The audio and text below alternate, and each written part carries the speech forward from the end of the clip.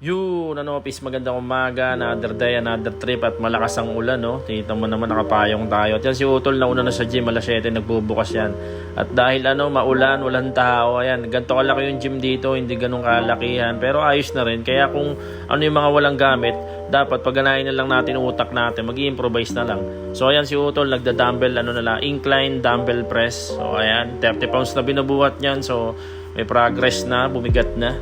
So kapag nangalay, alalayan na lang, ganun lang naman kasimple siya. Kaya okay din kapag may kasama ka talagang spotter. Yun, at dumali din tayo. Ayan yung PR or personal record ko sa dumbbell, 40 pounds. So sa kilogram, 18 kilos. Pagkaliwat kanan, 36 kilos. Pero alam ko kapag tinatanong ka kung gano'n nakabigat yung binubuhat mo, alam ko isa lang yung kailangan yata isagot. Hindi ako sigurado. Isang buwan mahigit na ako dito sa gym na to, pero ngayon ko lang nagawa tong flat bench press na gamit barbell. Bihira mo kasi magagamit to lalo na kapag matao dito eh. Kaya si Utol first time niya magagawa to, kaya medyo pansin nyo medyo na out of balance siya, kaya kailangan alalayan. Parang naninibago yata siya kasi puro dumbbell yung na-try niya. Ako kasi lahat na ng machine na-try ko na eh. Galing ako sa malaking gym, kompleto dun sa Red Nose Fitness sa may Raquetas Dasma. Okay dun, aircon pa, tapos basta kompleto lahat ng dun machine, kaya nakakatuwa din. Sabi ko nga kay Utol kapag marunong na siya, pwede kami dumayo dun kasi bilang nag-gym kailangan matry niya rin yung mga ganun. Iba pag machine din talaga, papantay yung buhat mo. Ito isa rin sa paborito kong exercise kapag mabibigat na yung ginawa mong workout sa chest. Dapat dito, para sa akin lang, medyo magana dapat kasi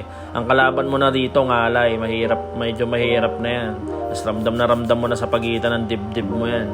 Kaya yan si Utol, kailangan pa natin i-guide. Gawa ng pangalawang beses niya palang na-try ito. May talaga sa una, hindi mo pa talaga makukuha basta-basta yung form. Kaya talagang be consistent lang, araw-araw buhat. Di naman araw-araw, 3 to 4 times ang alam ko advisable.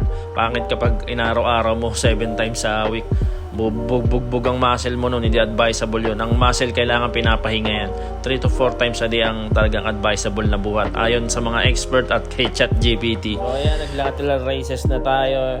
Tapos yung kanina, Arnold Schwarzenegger program yun eh. Basta yun. Tapos ito, pang din yan. Kapag tinatamad kang kunin yung barbell, so pwede naman dito sa cable. Pero kapag barbell yung ginamit mo dito sa pang shoulder din ang tirada nito, mas mahirap sa barbell. Ito medyo madali ito kahit kahit makapal yung plates na gamitin mo dyan o mabigat. Madali lang para sa akin yan, kahit itodo mo yan. Gawa ng hinihila lang kasi yan. Pero ramdam din sa shoulder yan, malakas tumama din yan. So yan, total of 18 exercise kasama tong planking, parang 19 exercise na. So total of 1.5 hours. So patapos na tayo. So rumekta na kami dito sa bayan kasama yung pamilya ko. At nagpapatanong kasi si ate, dito yung mga bulaklak kasi ikakasal dito sa Pinas yun eh. Kinasal na sila sa Amerika, tapos papakasal naman sila dito sa Pilipinas. Kaya nag-canvas tayo ng mga bulaklak. Kaya nag-e-bike tayo. Sarap mag-e-bike, wala nang helmet eh. Pasaway na rin tayo sa kalsada. Hindi, joke lang. Gedli lang tayo. Sumusunod pa rin tayo sa batas. Fast forward, dito na tayo sa munti nating negosyo. Kaya mga bis, hanggang dito na lang muna. Kwentuhang malupit ulit tayo sa susunod. Hanggang sa susunod na trip, huwag kakalimutan magtrabaho na malupit. Bawal tamad. Ayos! Alright!